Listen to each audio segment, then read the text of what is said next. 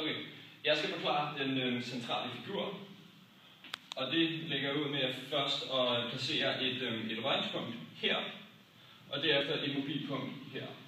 Og begge punkter har nogle givne værdier. Røringspunktets første værdi er x, og dets y-værdi er f af x. Det mobile punkts værdi hedder så delta x plus x.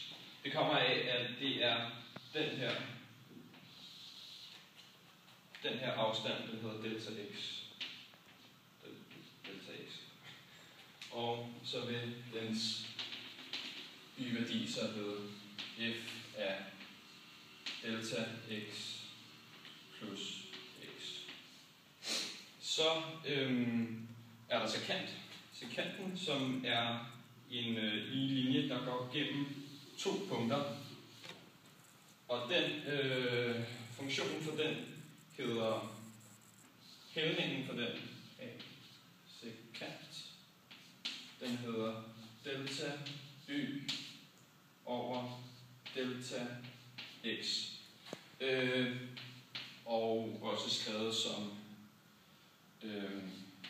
f af delta x plus x minus f af x over delta x. Så er der til sidst tangenten, som tangerer både det rører røringspunktet samtidig med, at det tangerer grafen. Den kan vi fx lægge her. Det er tangenten. Og tangenten finder man ved at sige tangenthældning, finder man ved at sige a. Tangent. Er lige f mærke af x, det vil sige, at du først differentierer, og så tager du din givne x-værdi og sætter den på x's